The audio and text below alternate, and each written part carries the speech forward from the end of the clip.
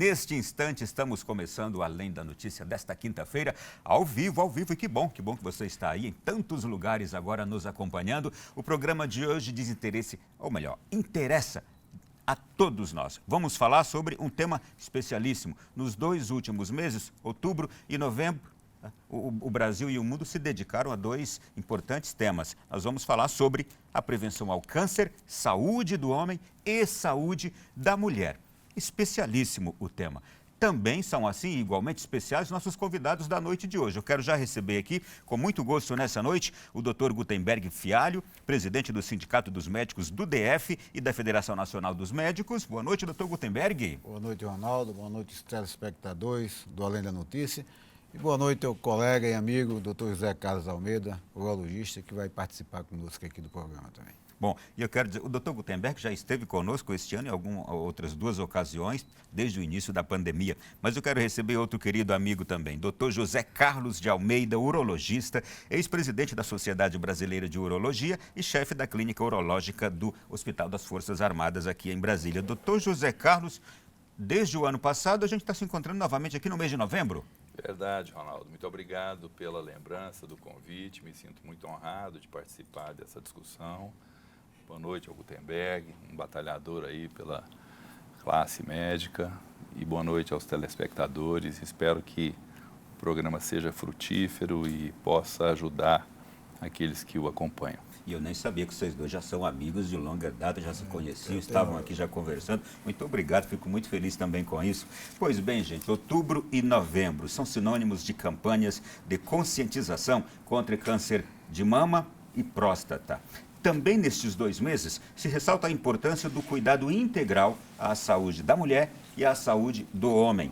O câncer de mama é o mais comum entre as mulheres no Brasil e no mundo. Ele corresponde a aproximadamente 28% dos novos casos de tumores em pessoas do sexo feminino. De acordo com o Instituto Nacional do Câncer, 1 em cada 8 mulheres desenvolverão a enfermidade ao longo da vida. Do lado masculino, o câncer de próstata também tem incidência alarmante no Brasil e no mundo. É a 2ª causa de morte entre os homens brasileiros, de acordo com o Instituto Nacional de Câncer. É preciso mudar a cultura do não cuidado com a saúde, sobretudo o homem, e quanto antes qualquer doença for identificada, menor tende a ser sua gravidade e maiores as opções de tratamento e possibilidade de recuperação. Esse também é o intuito do nosso programa aqui hoje, despertar essa consciência. Eu já começo aqui, deixando os senhores livres também e mais uma vez acolhendo, e já faço uma pergunta básica aqui a ambos. Neste ano de pandemia, em que a gente se afastou de tudo, a gente também se afastou, tanto o homem quanto a mulher, se afastou do cuidado com a saúde. Preocupa um pouco mais esse período agora da pandemia, o fato de a gente ter se afastado de tudo e provavelmente de buscar cuidar da nossa saúde? Doutor Gutenberg, doutor... Com certeza, a pandemia fez com que as pessoas com medo do contágio procurassem os hospitais.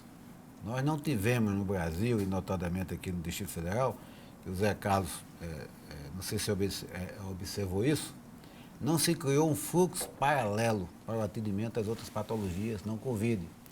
Então, no início se atendia Covid misturado com as outras patologias, e depois criaram hospitais de referência, hospitais de campanha, o Agarran se transformou no hospital de referência por Covid, e as outras patologias não tiveram o cuidado e a atenção necessária.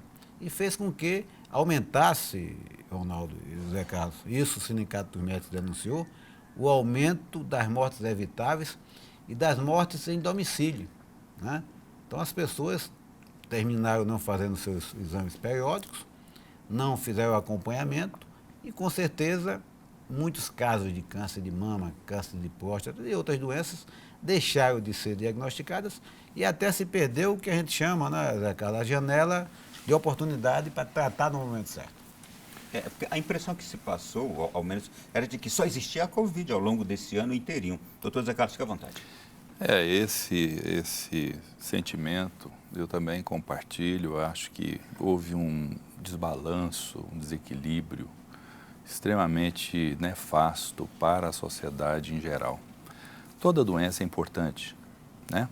Covid é importante, mas um câncer de esôfago, um câncer de próstata, um câncer de mama, um paciente prestes a fazer uma radioterapia ou quimioterapia, um paciente que tem uma indicação de uma biópsia para resolver um problema gástrico ou mesmo um problema hepático, esse indivíduo não teve oportunidade, porque houve uma dinâmica totalmente complicada. Os hospitais fecharam a atividade ambulatorial. E os pacientes, com o pavor social que se criou, também entenderam que, se fossem ao hospital, eles morreriam no dia seguinte. Então, nós criamos bilateralmente uma situação de dificuldade. E nesse vazio, muitos perderam a vida, muitos tiveram a sua doença agravada, muitos perderam o time de ter um resultado curativo no seu tratamento. Então, eu acredito que nós teríamos sim que cuidar do Covid, como muitos hospitais se preocupou, muitos hospitais eles mudaram o fluxo, mas nós não poderíamos ter deixado órfão uma comunidade, um paciente que precisava de um hospital à porta aberta. Quer dizer, um cuidado paralelo. Ele foi muito tendencioso para o Covid e abriu um flanco de vulnerabilidade e que a sociedade pagou um preço alto por isso. E é possível, doutor Gutenberg, que muitos desses tenham morrido por uma causa, mas tenham entrado na estatística da Covid? Na realidade, você pode ter a principal causa do óbito, a patologia de base, que se agravou com a Covid, e aí você teria o Covid como uma causa determinante, mas a causa básica foi outra que se agravou durante a pandemia. E é bom deixar registrado aqui, Ronaldo, que em março nós tínhamos 9 meses de pandemia. Em março, o Sindicato dos Médicos visitou um centro de saúde na Ceilândia, e naquela época eu gravei um vídeo chamando a atenção para que se criasse fluxo paralelo para dar atenção e assistência, Zé Carlos, ao não Covid e ao Covid. No entanto, as nossas reivindicações, as nossas reclamações não foram ouvidas. O fruto desse prejuízo social não vai aparecer agora. E o número de mortes pode nem ser expressivo, tão expressivo como a gente imagina, a gente não tem essa estatística. Mas o prejuízo vai aparecer daqui 2, 3 anos, em função da dinâmica de uma doença. Existem doenças que 6, 8 meses de atraso no diagnóstico, no tratamento, são nefastos. Elas passam de uma fase curativa para uma fase paliativa, né? Então, eu fiquei assim triste de ver pacientes procurando fazer uma biópsia sem conseguir, pacientes que tinham cirurgia marcada eletiva que não fizeram, né? Cardiopatas graves que não tiveram a cirurgia eletiva realizada. Ou acompanhamento Ou devido. acompanhamento com o cuidado devido. Então, eu te confesso que esse cenário de desconhecimento, né, não poderia nunca ter propiciado muitas pessoas e agentes criarem sua própria ciência. E o que nós vimos no Covid foi isso. A ciência, uma lacuna. E aí muitos arvoraram a criar sua própria ciência. Que gerou um pavor. E gerou pavor, politizou uma pandemia, de alguma forma aterrorizou a sociedade, com orientações totalmente descabidas, projeções totalmente desequilibradas, que a realidade mostrou que não tinham nenhuma conexão com a verdade. Então, se a ciência não explica, nós não temos o direito de criar nossa própria ciência. Quando eu fiz essa pergunta, era também no seguinte intuito, de também perguntar aos senhores o que fazer agora quando muita gente foi deixando, protelou um tratamento, um acompanhamento, foi segurando talvez uma dor, foi segurando uma doença que está em andamento dentro dela, e por causa de tudo isso que a gente já falou aqui, que a Covid provocou, essas pessoas agora, nesse instante, o que devem fazer? Na realidade, o sistema de saúde ele tem que se reorganizar para receber esses pacientes. E que está sendo feito de uma forma muito lenta, né? Os pacientes ainda estão, né, temerosos com o retorno. A primeira onda não terminou, a denúncia, a expectativa de uma segunda onda, e não há políticas firmes no sentido de trazer esse pessoal para dentro dos centros de saúde, dos postos de saúde, com segurança, com medidas sanitárias eficazes. Nós temos recebido notícias e visitado unidade de saúde onde falta de tudo, de papel toalha, de álcool gel, de máscara. Então a população realmente precisa ser buscada, tem que haver a busca ativa, até porque se tem os dados dos pacientes que estavam agendados, a cirurgia marcada e tal, mas não tem ainda uma estratégia montada para isso.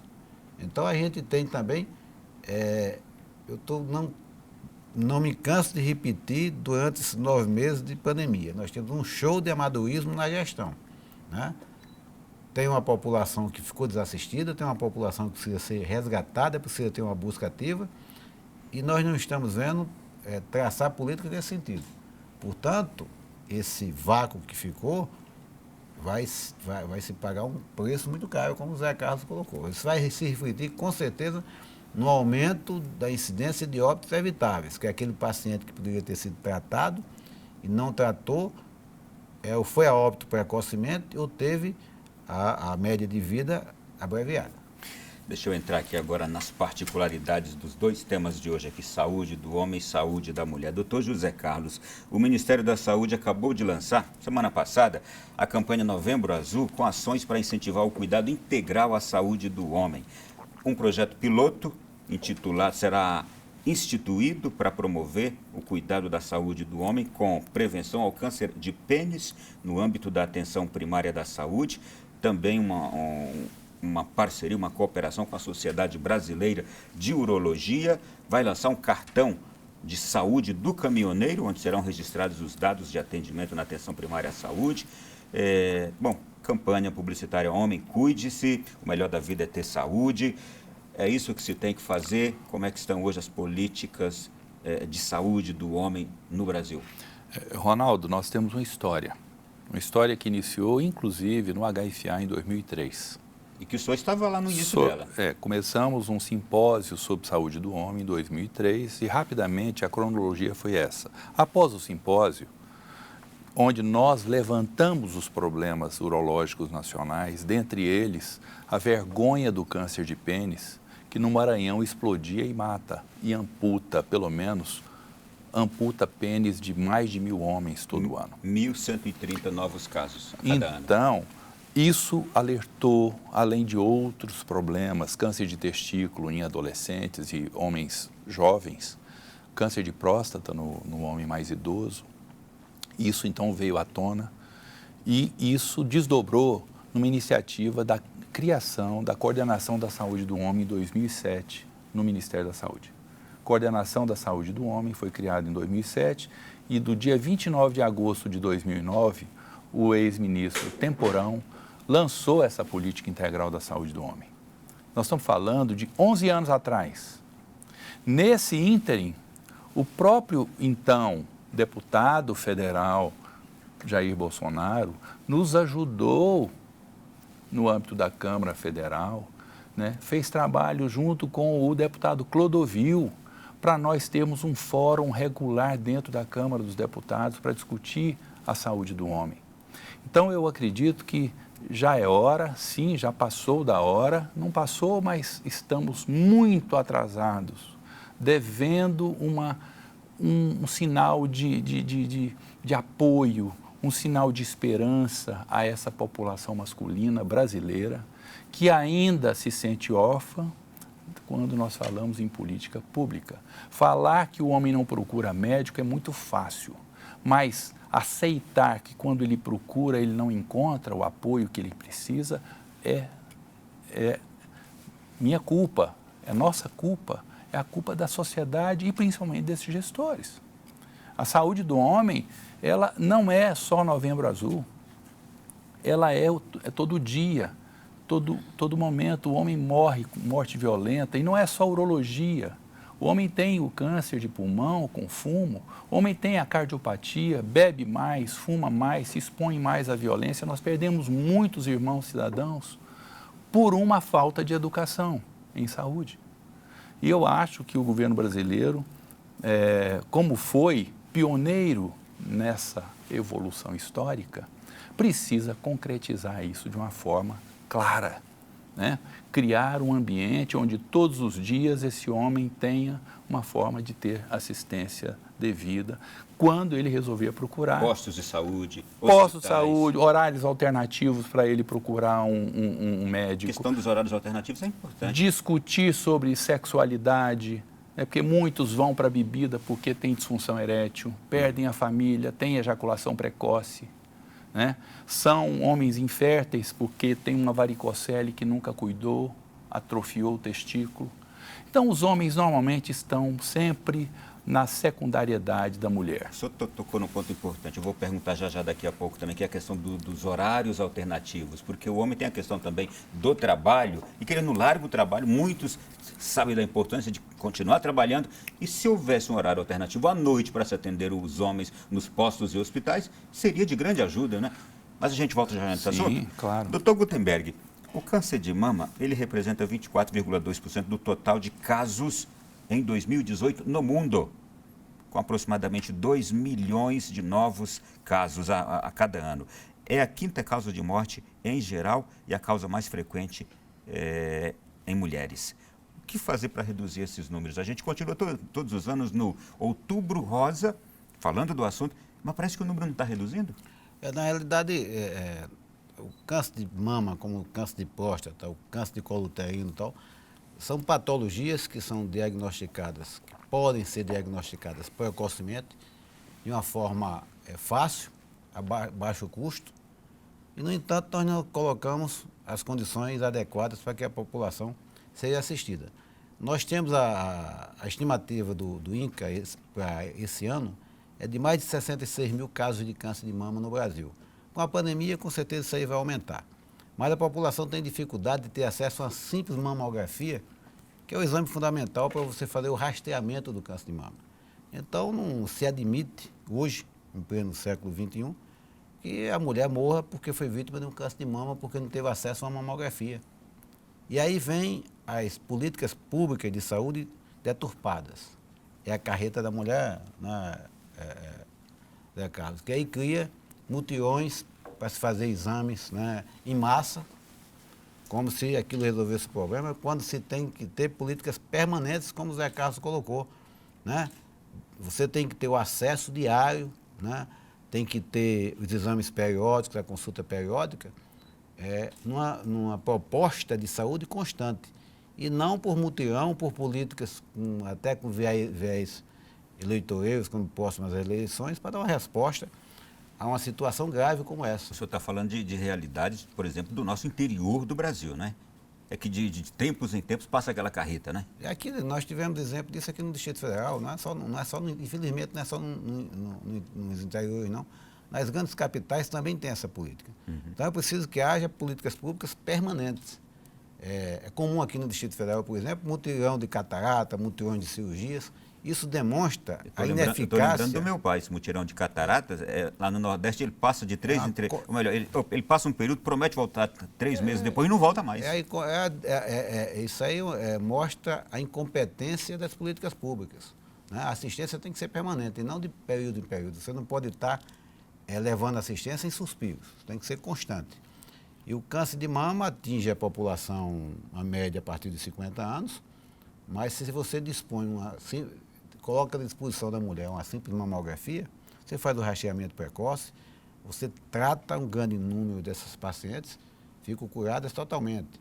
E o exame de mamografia pode ser feito, não precisa estar à disposição nos grandes centros, pode ser feito nas cidades de médio porte, até de pequeno porte, nos consórcios que se fazem, por exemplo. Uma pergunta, o que dificulta a instalação, por exemplo, desse atendimento permanente? São os médicos que, por exemplo, o interior, ou seja, lá onde for, o número de médicos que a rede pública não consegue oferecer, ou o número de equipamentos, ou os equipamentos para esse trabalho? Na realidade, os equipamentos, a tecnologia no Brasil hoje, se você analisar, em termos gerais, nós temos até aparelho demais. O que falta é a distribuição pelo poder público de uma forma organizada e permanente também. Outro problema que são as políticas públicas que não têm constância, né? Então, se você tem, eu sou do interior da Paraíba, na minha região se criam os consórcios de municípios. Então, você tem um município ali que é o município sede e você faz o fluxo, direciona e atende a população.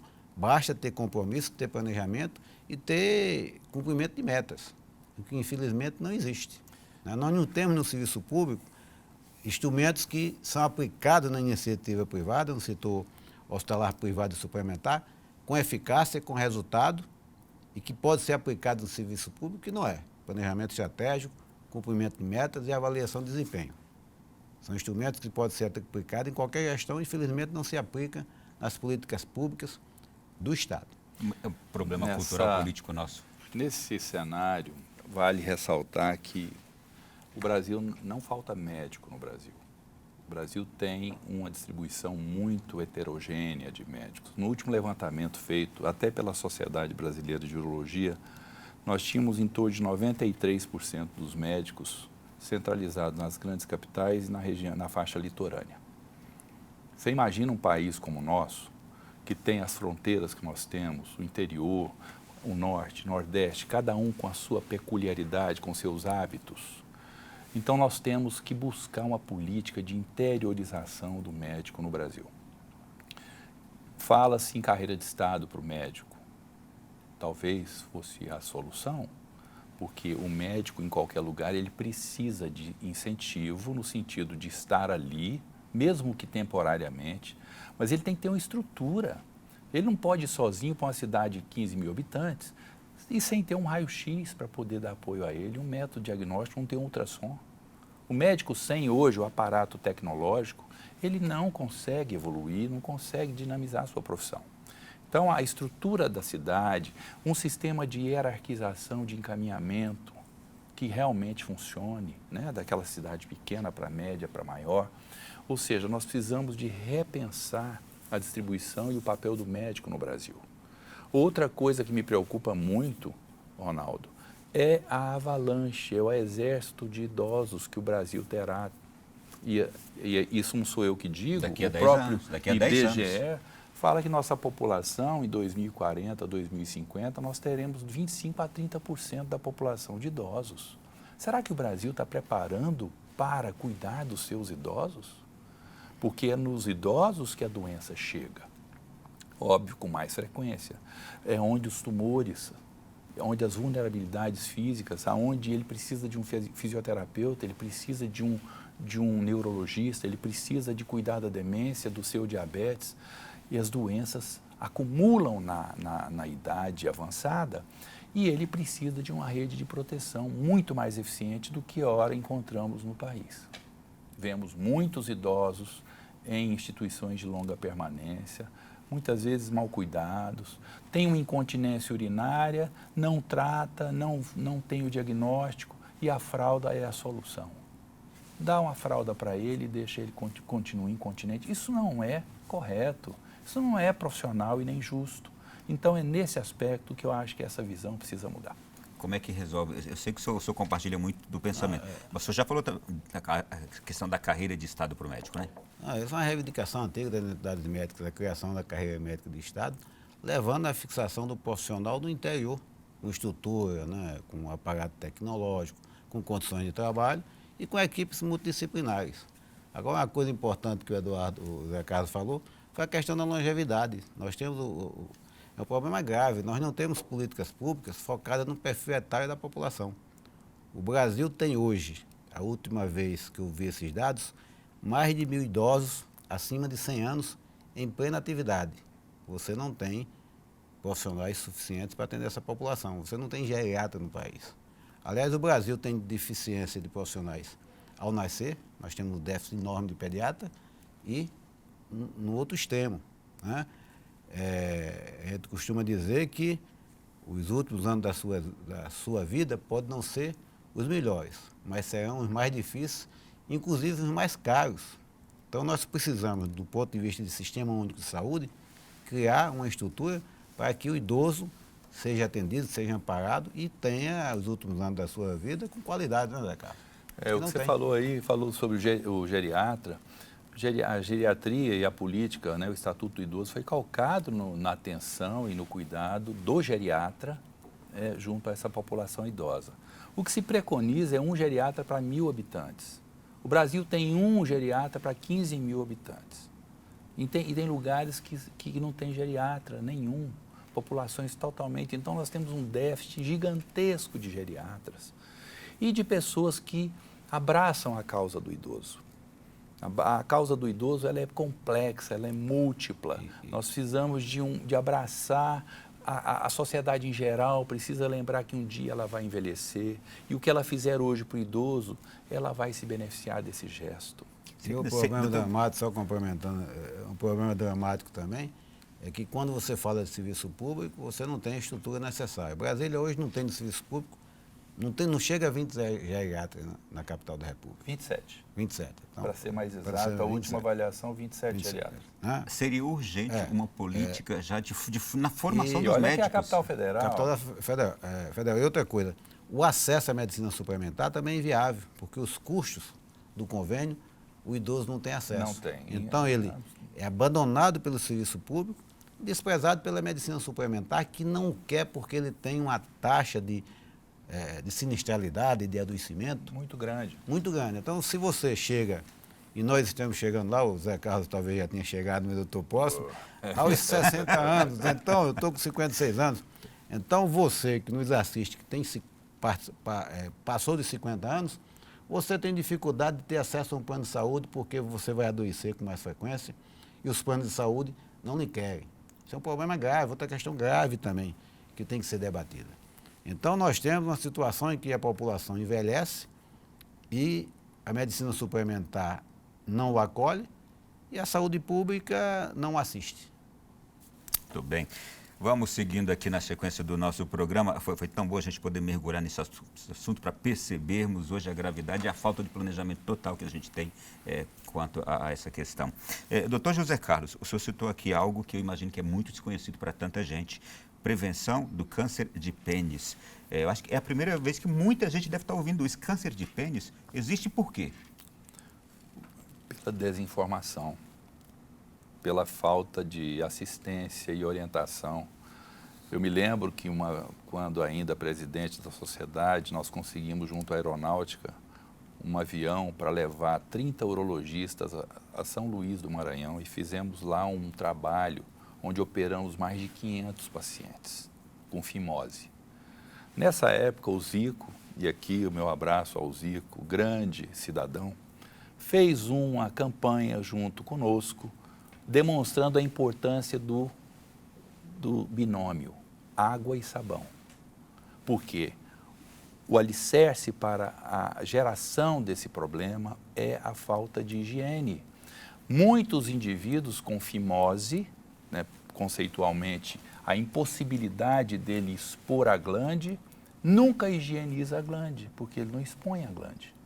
Ele tem um problema anatômico e, ao não higienizar, ele se expõe. Então, quando nós operávamos, encontramos vários cânceres de pênis nessa época, lá em São Luís, isso foi em 2008, o paciente opera, quando se expõe a glande, o câncer está ali alojado e coberto por aquela pele que nunca foi, vamos dizer assim, manipulada do ponto de vista de higiene. Então, há desinformação, há descuido também por parte desse homem que às vezes esconde uma intimidade, uma situação que é uma doença estigmatizante, mas que nós precisamos ver com outros olhos. Olha, os principais estados brasileiros com os índices de mortalidade no câncer de pênis são Piauí, Maranhão, Tocantins, Pará e Sergipe. Esses estados, neste ano, receberão do Ministério da Saúde recursos para atacar esse problema, não é isso?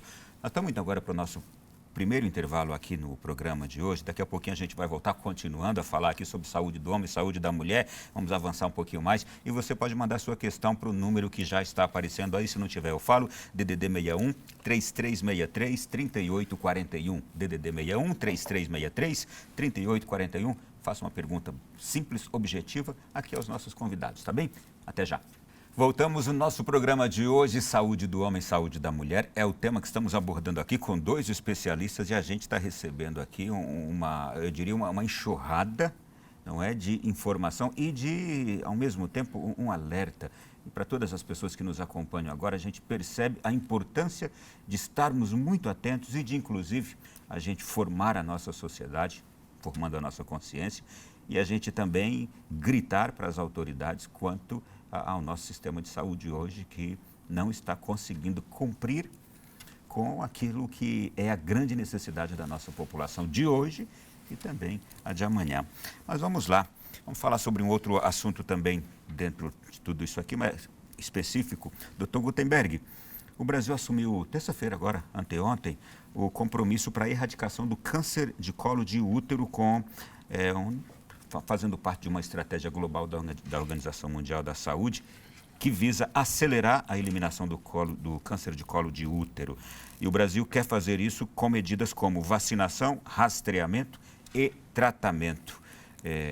O que o senhor fala também sobre essa estratégia? Olha, eu acho que a essa altura do campeonato, em pleno século XXI, o Brasil está inaugurando ou implementando um programa desse tipo. É um absurdo, né? O câncer do colo uterino, nós falávamos sobre câncer de mama. O câncer de mama, você precisa de uma mamografia, você precisa de uma ecografia para complementar. No exame, numa imagem que não tem tanta nitidez, você precisa de uma ressonância magnética das mamas. Mas o exame do colo do útero precisa de uma simples espátula, que é um pedaço de pau, que você vai e colhe o material do colo uterino. Pode ser feito em qualquer lugar do país. E você tem uma incidência enorme de câncer de colo do útero com mortalidade. Então, é uma coisa que já é para estar sendo erradicada. Câncer do colo uterino é doença da pobreza, né? Dos locais onde você não tem o mínimo acesso a um serviço de saúde, né? Portanto, não é para se parabenizar o lançamento de uma campanha dessa. Pelo contrário, é para lamentar que isso esteja ocorrendo, né? Como é que você faz a prevenção do colo do útero? A prevenção de câncer do colo do útero. É colhendo a prevenção, fazendo o famoso exame de Papa Nicolau, para diagnosticar as alterações. É um câncer, Ronaldo e vocês que nos assistem, que tem uma evolução lenta. O câncer de colo do útero, para matar, vai de uma lesão pré-maligna a um câncer em fase inicial, no mínimo 10 a 15 anos, né? Como é, Zé Carlos? Como muitos cânceres, né? Como muitos tumores, dão sinais. Pois é. A célula começa a alterar e se você faz exames periódicos, você nota que aquela célula normal se torna metaplásica, aí vem uma displasia. Isso acontece no colo uterino, isso acontece no estômago, isso acontece no esôfago, Mas isso o que acontece chama a atenção muito do pulmão com fumante. Mas Os sinais é que a gente não vê e ao não acompanhar periodicamente, quando a gente vai, já passou. Mas o que chama a atenção do colo do útero é a facilidade do diagnóstico precoce e o custo, que é praticamente zero, né? E, no entanto, você tem o lançamento de uma campanha, na minha visão como ginecologista, é terrível você estar no Brasil comemorando o lançamento de uma campanha como se fosse uma grande ação de saúde pública. Não, eu até, Gutenberg, eu até acho que toda campanha, toda mudança de hábito e de atenção dos órgãos governamentais que tentam preencher uma lacuna de assistência, eu acho que é muito bem-vindo. Agora, nós temos que ter consciência de que tem que ser efetiva. Não pode ser mais um slogan. E mais não uma pode ser campanha, mais uma campanha fugaz. fugaz. Tem que ser algo consistente e que seja resolutivo, que tenha princípio e que tenha continuidade. Cai no mesmo problema que a gente está aqui. O que nós vemos é que permanente. existe um Brasil legal e um Brasil real. E esse Brasil legal é muito diferente do real. O real é realmente preocupante. Então não adianta a gente fazer estatuto, leis, normas, protocolos, se a gente começa bem e logo depois cai numa vala comum.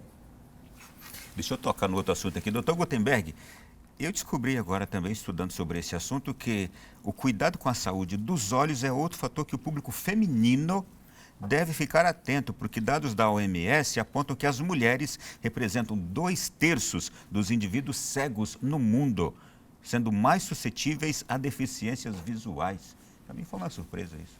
Isso é um dado importante, né? E você veja que nessa questão da saúde ocular, cai naquilo que nós falamos e que você repetiu há pouco.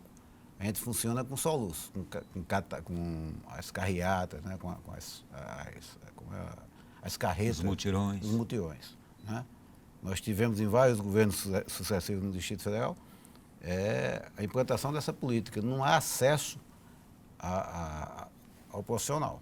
Então, termina que realmente aumenta a incidência. Agora, o porquê da mulher apresentar uma incidência maior, realmente eu não consigo te dizer o porquê, até porque não é minha especialidade. Uhum. Mas o acesso, assim como as outras doenças, continua difícil. Nós fechamos, eu digo, a gestão que sucedeu da Secretaria de Saúde, fechou esse serviço de oftalmologia, né? Terceirizaram, não deu certo, se criou carreta da catarata, carreta disso, carreta daquilo, não se resolveu e a população continua tendo dificuldade. Como muitas especialidades que a gente está falando aqui, é a dificuldade ao acesso ao profissional, não é? Acesso ao profissional, principalmente ao especialista. Sim. Nós não queremos tornar a medicina sofisticada, eu acho que o médico generalista ele é fundamental, né? O médico na saúde da família é a ponta da assistência, ou seja, é aonde a assistência começa. Mas nós não podemos prescindir da evolução tecnológica da medicina.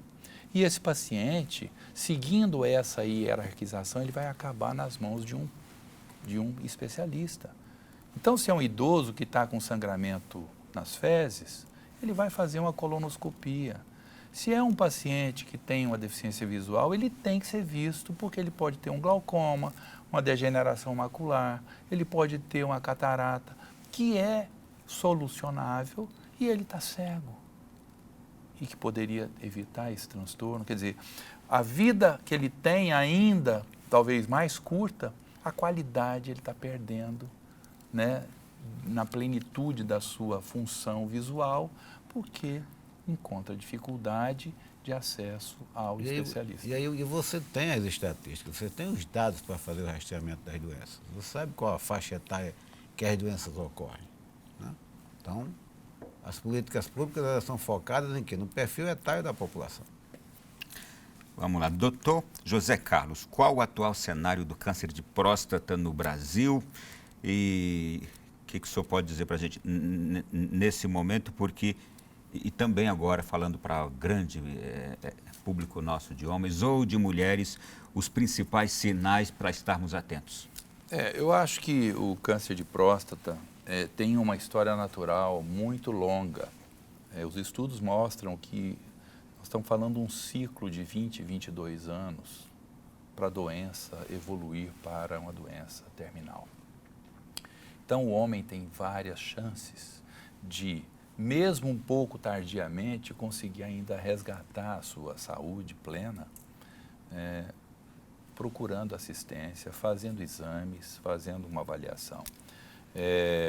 Nós não podemos esperar sintomatologia do câncer de próstata. Quando você fala em dados que nós temos no Brasil, eu estou convencido que esses dados são subnotificados, como quase em todas as doenças, em função da nossa precariedade de notificação.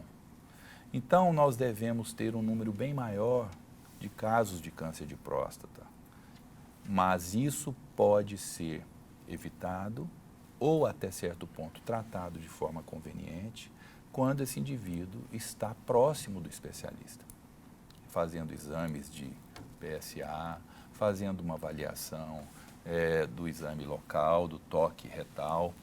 Agora, se eu for esperar urinar mal, se eu for esperar urinar sangue, se eu for esperar urinar com ardência ou desconforto, Mesmo porque o câncer muitas vezes não provoca esses sintomas. Quem provoca esses sintomas é a hiperplasia prostática benigna, que acomete o idoso e que não tem nada a ver com câncer de próstata. O câncer de próstata, ele é silencioso.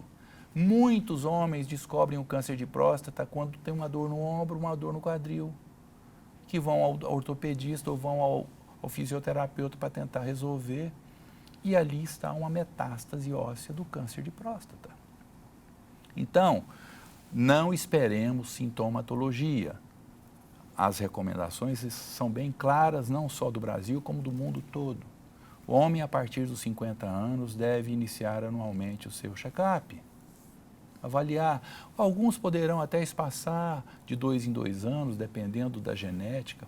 Se a genética for desfavorável em negros, esse check-up deve começar um pouco mais cedo, aos 45. E se já tiver histórico na família? 45 anos. Não devemos esperar. Nossa casuística, às vezes, operei um pai e o filho com 47 anos também com câncer de próstata. Então, a genética pesa muito nas doenças neoplásicas e nós temos que estar atento a isso. Dr. Gutenberg, quem amamenta corre risco de ter câncer de mama? Na realidade, a amamentação, o risco existe, mas a amamentação exerce um fator protetor do câncer de mama. A falta de gestação de amamentação são fatores que predispõem ao câncer de mama. Então, amamentar, a gestação protege, mas não podemos encarar aqui... como 100%. Não é só 100%. Engravidar, gestar para proteger o câncer de mama. Não é isso que a gente está dizendo. Não, mas realmente a gravidez e a amamentação são protetores, de algumas câncer de doenças mama, câncer de ovário, ação hormonal, né? Agora, o rastreamento... Isto é, a maternidade faz bem. Faz bem, a maternidade faz bem. Agora, dentro de uma política né? Sim. de controle de natalidade. Agora, o rastreamento, como o Zé Carlos colocou, é fundamental. Você não pode esperar que tenha sintoma, né? Como é que você faz a prevenção do câncer de mama? É fazendo seu exame anual, fazendo sua mamografia, complementando com ecografia, porque quando você tem sintoma, quando você palpa o nódulo, já está em fase avançada. Antigamente nós pregávamos o autoexame da mama. Quando você prega o autoexame da mama como uma política de saúde pública, que eu acho que isso já está em desuso, é fazer com que você faça o diagnóstico tardio. Hoje a mamografia diagnostica lesões milimétricas que você não consegue palpar no exame físico. Portanto, tem que prevalecer as políticas públicas focando num rastreamento e disponibilizando para a população os exames complementares. E veja bem, olha o contrassenso. Se eu for esperar sintomatologia e essa sintomatologia vier tardiamente, eu vou encontrar uma entidade com diagnóstico tardio. De que valeria a evolução médica? De que valeria a tecnologia médica que hoje detecta nódulos de 3, 4 milímetros? Quer dizer, a ressonância, a tomografia, o parque tecnológico que a medicina tem, ela está voltada para a proteção do ser humano. Por isso que ela tem que estar voltada para esse trabalho, para o diagnóstico precoce das doenças. Doença precoce tem um desfecho, doença diagnosticada tardiamente outro desfecho. A gente está aqui mostrando, discutindo muito a mazela da assistência à saúde, mas esses avanços tecnológicos é que está levado à longevidade. O que é que se vive mais hoje? Porque se usa os avanços agora, tem que se usar com mais intensidade, colocar mais à disposição e ter políticas focadas também nessa faixa etária da população que está chegando aí aos 90, 100 anos, né? E colocar à disposição deles também o arsenal terapêutico de assistência para que chegue à cidade com qualidade de vida. Olha, participação das pessoas de casa aqui. Ótimo debate. Gostaria de dizer aos entrevistados que as universidades de medicina deveriam investir mais no incentivo aos acadêmicos nas áreas de pediatria e geriatria. Doralice, lá de Sergipe. Boa noite, viu, Doralice? Meu nome é Maria Isabel Rodrigues, estou adorando esse debate. Doutor, todas as vezes que eu tenho relações, sinto muitas dores urinárias. Já fiz todos os exames e todos deram negativos. Meu ginecologista falou que pode ser algo com meu esposo. Isto está certo? O que vocês entenderam aqui? Olha, essa dor urinária pós-coito pode não ter relação com infecção urinária, pode ter relação com traumatismo durante o ato sexual. E aí a paciente urina e sente dor, arde, tá, a vagina e tal, e tem às vezes tem uma falsa impressão de uma dor na uretra, de que é uma infecção urinária e tal. É importante saber o nome da paciente, a idade da paciente, o perfil da paciente. Uma paciente na menopausa, onde ela tem atrofia vaginal, o coito causa dor, causa a sensação de ardência e tal. Então é importante fazer um exame ginecológico para a gente tentar diagnosticar a causa. Inclusive nós somos, ele é gineco, eu sou uro, mas a gente tem uma interface muito próxima, porque eu tenho muitas pacientes do sexo feminino e gerados por esse hipoestrogenismo. Né? A mulher com a queda hormonal, ela tem uma atrofia não só vaginal, mas também tem uma atrofia uretral e uma parte da bexiga também que depende de hormônio. Então, ela predispõe com essa queda hormonal a incontinência urinária, a dificuldade na relação, no coito e infecção urinária. Eu tenho aqui outra pergunta que os senhores vão também gostar de respondê-la. Convivi com um marido que tem ejaculação precoce, não admite que tem um problema sério. Eu fiz uma cirurgia onde foram retiradas as trompas e o útero. Depois da cirurgia, até esqueço que existe sexo. Estou confusa se foi a cirurgia ou tanto tempo com um marido doente. Ela colocou o nome dela aqui, que eu não vou mencionar, não fica bem, não é? É um problema. Mais uma vez, é importante a gente relacionar com a idade da paciente, para ver se ela não está na menopausa, se essa cirurgia foi retirada dos ovários, se ela não tem uma insuficiência hormonal, até está indicada até a reposição hormonal. Né? Agora, o ato sexual envolve uma série de fatores, inclusive psicológicos, relação marido-mulher e tal, então tem que ter uma avaliação aí mais global do quadro. E aqui entra também no problema do homem da ejaculação precoce. precoce. É muito difícil o homem aceitar suas deficiências, principalmente as íntimas. O homem que tem uma disfunção erétil, o homem que tem uma ejaculação precoce, ele passa a vida tentando se enganar. Ele passa muitas vezes, perde a esposa, perde a família, ele não aceita, ele sempre quer transferir esse problema, ele não enfrenta o problema de forma clara e objetiva. Ele sempre tenta tangenciar esse problema. E isso é muito ruim porque ele posterga a solução. Existem as soluções e ele deixa abrir mão disso por uma falsa realidade que ele cria, começa a impor a culpa na mulher e aí ele tenta, obviamente, tirar o peso da sua condição e aí, obviamente, teria que ter um pouquinho mais de humildade e entender que para ele ter uma harmonia no casamento, para ele ter a sua esposa, para ele não ter esse fantasma na vida dele e carregar essa preocupação todos os dias, por que não procurar assistência? Uma pergunta rápida aqui, Dr. José Carlos. Meu nome é Antônio, sou de Brasília, gostaria de saber qual a idade limite para o tratamento da fimose. O dado limite para tratar a fimose, normalmente você tem que avaliar a criança com fimose, você opera, né? A fimose pode ser um fator obstrutivo para a emissão da urina, né? Então, a criança com fimose pode ter infecções, pode ter um desconforto naquela região genital, então opera-se a criança. Todo indivíduo, e a fimose conceitualmente é a dificuldade de expor a glande, não é excesso de prepúcio. Excesso prepucial é uma pele exuberante, uma pele que sobra ali naquela região peniana. Isso não é fimose. Então, a fimose deve ser operada assim que for diagnosticada. Dr. Gutenberg. Principalmente em pacientes diabéticos que têm bala no post-its de repetição, que fazem um fechamento natural, uma fibrose dessa pele que se torna inelástica. Esses pacientes também padecem de uma qualidade de vida ruim Predispõe ao câncer. em função da essa condição. Além do câncer de pênis, que nós já falamos, que é aquele indivíduo que é portador da fimose e que não sabe nem que tem fimose, porque ele nunca viu o outro, ele não soube comparar, ele acha que aquilo é normal. Aos 40, 50 anos, quando você expõe a glande, está ali um tumor, um câncer de pênis. Doutor Gutenberg, um ouvinte aqui, ele está inclusive sugerindo, olha só, a prevenção ao câncer é muito importante. Pena que nem todos têm condições de pagar atendimento na rede privada ou fazer o exame no SUS. Cabe lembrar que tão importante quanto fazer exames é manter uma vida saudável, pois isso ajuda na prevenção do desenvolvimento de vários tipos de tumores. Felipe Garcia, de Fortaleza. Perfeito.